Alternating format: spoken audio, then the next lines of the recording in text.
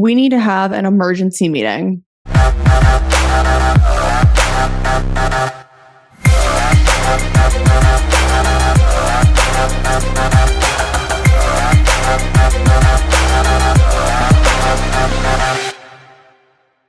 Hello, everyone. Welcome to another solo episode of the Strong Female Athlete podcast.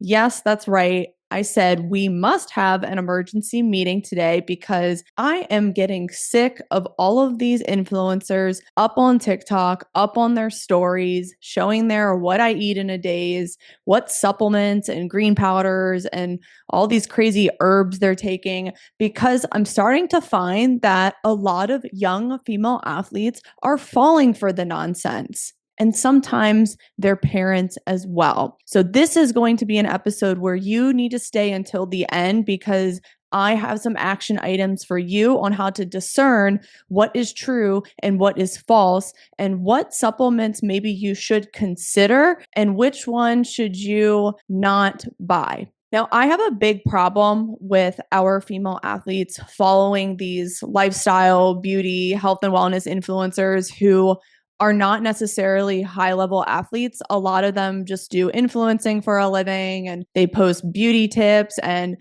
their lifestyle, their day-to-day, and they're sharing on their stories and their TikTok videos their what I eat in a days. And a lot of them don't eat a lot. And it's really concerning because our young girls look up to these women and they're all up on stories posting their little salad that looks like it has seeds and twigs in it and there's no substance whatsoever. It's probably only a few hundred calories. And our girls are looking at that and they're like, wow, that looks so healthy. She eats so clean. She lives such a vibrant, healthy life. I should do that too. She is pretty. She looks happy. She looks fit. I should eat a little itty bitty salad as well. Well, I want our female athletes to understand, first and foremost, that they are not these influencers. So these influencers, these women who are on their stories posting their little tiny salads and their little smoothies that have no caloric density to them and not much nutritional value, or they're even getting on stories and showing them going out drinking and partying, which is also not healthy either. Female athletes need to realize that these women aren't training to be athletes. They're not burning as many calories as our young girls. Our young girls practice on average maybe 3-4 times a week. And then on top of that, you have maybe skill sessions or speed and strength training. Maybe they're multi-sport athletes. So our young girls are expending so many more calories than these influencers that they see online.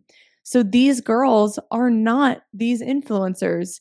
These influencers might wake up at 10 a.m. They might roll into their Pilates class and then they might hit up the med spa and get lip filler for the 10th time this year and then maybe walk back home. And maybe within that time period, they expended all but 100 calories or less. So yeah, stop following these people because they are not athletes. So I encourage you to help your girls discern what lifestyles these women are living because it does not equal our female athletes' lifestyle.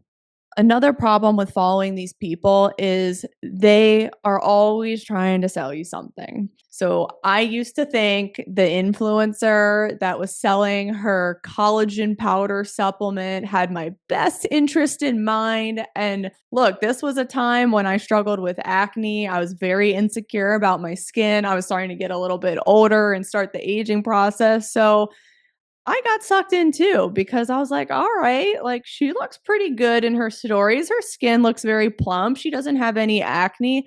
Ooh, this collagen supplement might work for me. But then I started to dig a little bit deeper and I noticed that she was filtered on her stories. So now I don't trust any influencer that filters their face on their stories or clearly uses Facetune to make their skin look clear. I don't trust any of them. So if you see an influencer using a filter, ask questions. and do not buy their supplements if they're claiming that it helps with your skin health. A lot of these influencers are practicing false advertising. A lot of them are selling these crazy green powders and they're making these bold claims like it solved their mental health issues or it gave them a boost in energy. But meanwhile, on the back end, they're still living very unhealthy lifestyles where they're out partying, they're hardly sleeping, they're hardly getting enough calories. So I wonder if it's all just smoke and mirrors where they're claiming that, oh my gosh, my health is so improved because of this one powder. It's very unlikely that's the case.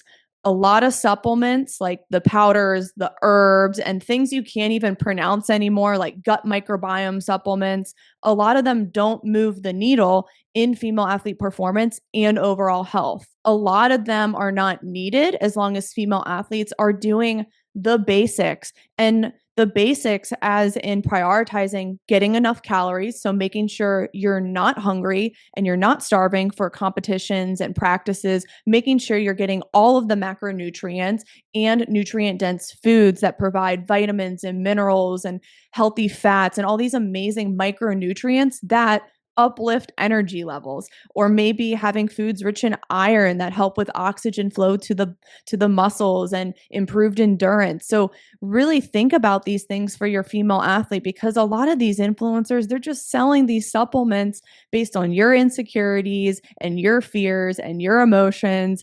And sadly, I'm sorry, but it's an attack on women because women make up about 70% of the consumer market. They know we're buying a lot of stuff and people are trying to sell to us based on our insecurities. So I implore you, try to sift through the noise. And next time you see an influencer posting on her story, oh, use my 10% off discount code. She just wants to profit off you. She doesn't give a crap about your health. She doesn't give a crap about your performance. A lot of these influencers don't even use their own supplement brands. A lot of these influencers don't even use their own skincare products. It's really sad. So don't buy into it. Use discernment. Nothing beats doing the basics and having a consistent, healthy nutrition lifestyle. And for our young girls, I can't emphasize enough how important it is to get enough calories for improved energy and performance and decreased injury risk. That should be the priority for everyone before even considering any supplementation. And I still want you guys staying till the end because sometimes supplements are needed in some cases, and we will go over when you should consider them. Now, I want to tell a tale of two friends who both took these two very different routes. So, one friend decided to use all the supplements to solve her health issues, and another friend used lifestyle and nutrition to solve her health issues. So I have two close friends who suffer from PCOS, which is polycystic ovarian syndrome. Sadly, it is very common in young adolescent girls and young women. It is when there is a dominance in the hormone estrogen and not enough progesterone, which is the female fertility hormone. So when this happens, when there's that estrogen dominance and the low progesterone, that's when some girls can experience unexplained weight gain or water retention. They might have hair thinning on the scalp. They might develop more facial hair on the chin and above the upper lip.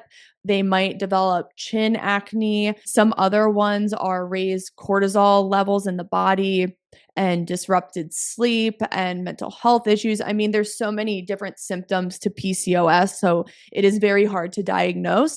And some girls will also experience cysts on their ovaries, and a doctor diagnoses that as well. So PCOS is very sad, but luckily it is reversible and girls and women can manage the symptoms and get the symptoms better. So a tale of two friends. Friend A decided to get her blood work done and dig deep into what's going on and what she needs to change in her lifestyle and nutrition and maybe supplementation. So friend A, she got her blood work done and she realized that her blood glucose levels were very elevated, her fasting glucose, her hemoglobin A1C. So there was her answer. She needed to decrease sugar and really manage her blood sugar levels. So simple fix for her. And she worked at it. She worked at it for several months. She wasn't relying on a quick fix. And now her PCOS is in remission. She's at a body composition where she's happy. Her energy levels are back up. And now she has a regular period again. She also knows in her blood work that her cortisol levels were really high. Like they were astronomical. So she looked at her lifestyle. She looked at where she can stop overtraining and manage her stress and improve her workout recovery. She also cut out caffeine.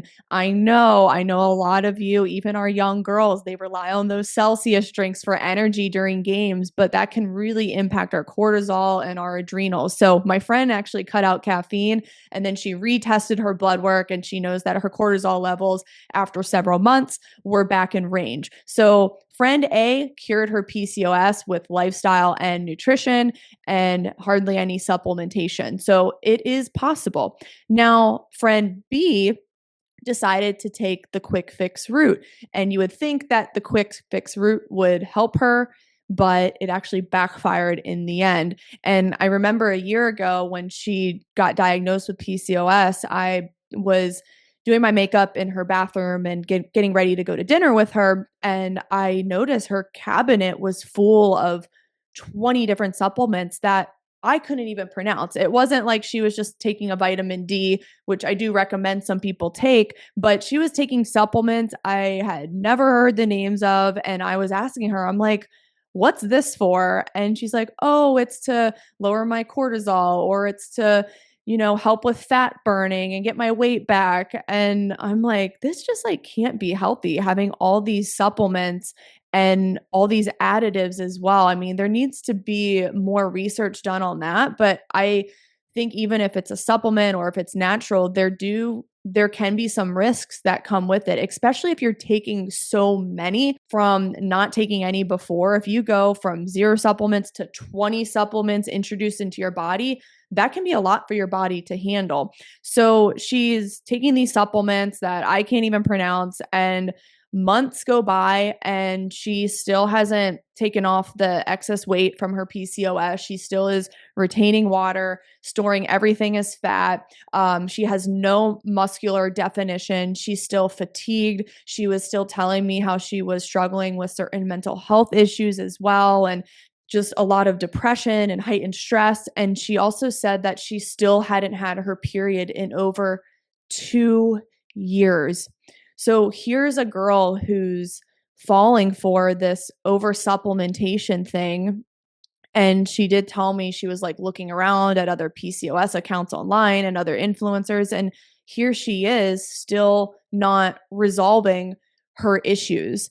So it was really sad to see. And I'm one of those people, like, even though I'm in this industry, I don't try to health coach my friends. I don't try to micromanage their issues. I just ask questions. So I'm just praying and hoping she figures it out. But my friend A, she really figured it out. And what she told me was how fulfilled she was for doing it on her own, how fulfilled she was for taking charge of her nutrition and her lifestyle and her stress levels and not relying on these quick fixes, these gimmicky supplements. And she was really proud of herself. And I think that that's an amazing thing. And there's something to be said about that, taking control of your sport performance and taking control of your health and really putting in the work and being consistent and having those habits that just make you feel empowered. So I thought that was a really cool story and a really awesome comment from her. Now, we've made it to the end where we should consider supplementation during certain scenarios. So First and foremost, I want everyone looking at their meals for the day. So your breakfast, lunch, dinner, and then also your snacks and what you're drinking and your hydration. Really look at, okay, am I getting all the vitamins and minerals and micronutrients? So am I getting enough vitamin C, vitamin D? Am I getting the B vitamins? Am I getting iron, omega-3 fatty acids, protein, carbohydrates? Am I getting electrolytes and minerals and magnesium? So really look at your meals, and you might have to a quick Google search, or ChatGPT tells you what vitamins and minerals are in every single food. Super easy to find out and just kind of do the research on your own. So if you aren't getting enough iron, maybe that means you add red meat 2 or 3 times a week more. Or if you're not getting enough vitamin D, maybe that means you add more dairy if you can tolerate, or some more eggs or more salmon. Salmon's a great source of vitamin D. Or if you're someone who's not getting enough choline or B vitamins, you might want to consider having some more poultry and chicken. If you're someone who's not getting enough of the fat soluble vitamins like vitamin D, A, K, and E, which are important for bone health and skin health, you might want to consider cooking your food in butter. So there's just so many ways to get these amazing nutrients in through just your diet. And I want you to focus on that before considering supplements. But if you do that within your diet and then you want to really dig deeper, okay, what am I actually deficient in and how can I objectively know? Well, I hate to say it, but I know not everyone likes to get their arm pricked, but the only way to really find out if you are deficient in something is to get your blood work done with your primary care physician. So for female athletes, a lot of the markers I encourage them to look at, and this is for the older girls who've made it through their growth spurts, who are I would recommend they have to at least have their menstrual cycle before their first menstrual cycle before getting blood work done. So usually by ages 15 or 16, then yes, it's worth digging deeper with blood work. But if you are a parent of a 10-year-old girl listening, you just don't get blood work done yet. Don't put your 10-year-old girl through that. But when we get into the late teens, yeah, it's worth figuring out. So I would get your iron, ferritin checked, your B12, folate, vitamin D levels to make sure that the bones are building properly. You also want to get just the full metabolic panel where they check your liver enzymes, your magnesium, sodium, and all your minerals, your cholesterol levels. You also want to get a full thyroid panel. Make sure you ask for TSH, T3, and T4 levels. And then you also want to look at hormones. So, is there a healthy level of progesterone and estrogen and also testosterone in your female athlete? And then you want to look at blood sugar levels. So fasting blood glucose, hemoglobin A1C, because a lot of menstrual cycle disorders like PCOS especially is also a blood sugar problem, and it's also known as diabetes of the ovaries. So it is really important to check those blood sugar levels. And then another one you could take a look at is C-reactive protein. So just looking at general inflammation in the body and making sure there's no red flags. But those are the ones that I would start with. And then you can really find, okay, if vitamin D levels are super tanked, then yes, you might want to consider a vitamin D3 and K2 supplement because those two work together. And you also need magnesium to help get levels of vitamin D up. So this is something where you need to work with a registered dietitian so that you can figure out if supplementation is appropriate for you or if you just need to have more balanced meals. Another thing with supplements is you can't trust all of them because they aren't regulated by the FDA. So I recommend you definitely make sure supplements are all third-party tested so that they don't have any additives or sketchy ingredients in them. So I really like ATP Lab. I really like Designs for Health. And I also really like Thorne. Those seem to be the most reputable brands. ATP Lab is definitely my favorite because it is a Canadian-based supplement company and their laws are so much stricter than the USA. So I get my protein powder from ATP Lab. I also get my magnesium from ATP Lab, and I also get my glutamine from ATP Lab.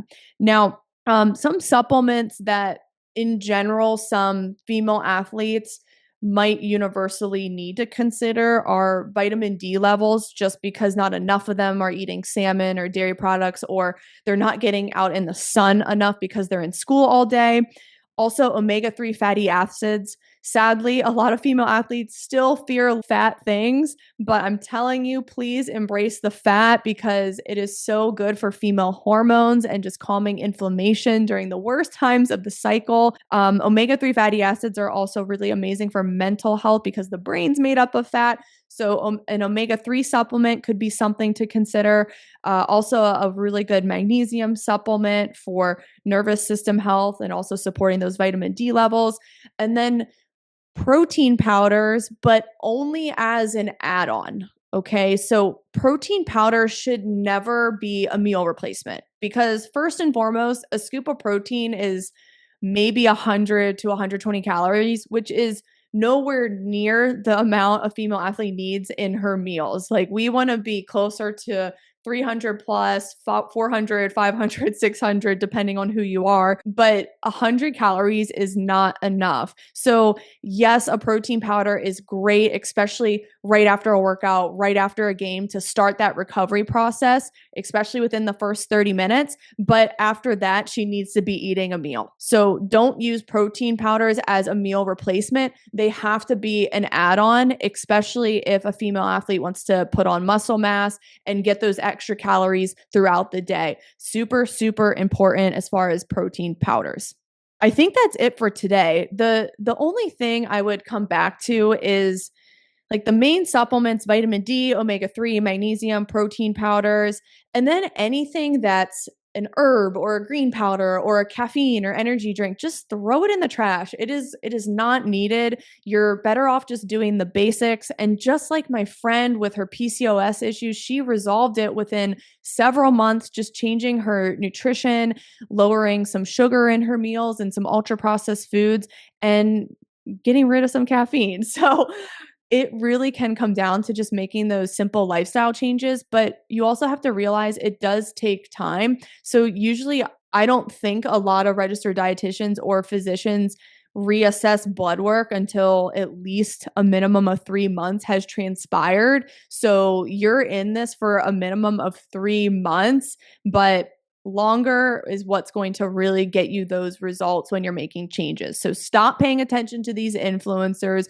who claim that their green powder solved their bloating overnight. It is all fake advertising. And also, anyone can edit a video, anyone can shrink their belly with Facetune or all those editing apps. It is just something we need to really ask questions on. And just coming back to some of the collagen supplements, I mean, all these freaking people are filtered. It's like, sweetie, how are you selling skincare if you're using a darn filter? And then you have all these moms selling their colostrum powder because they work for a pyramid scheme MLM company, and they're also filtered too. But they all have fine lines. They all have blemishes. The colostrum's not solving any of that. It's the freaking filter that they're using. So I'm going to drop the mic right there. I hope you guys love this episode.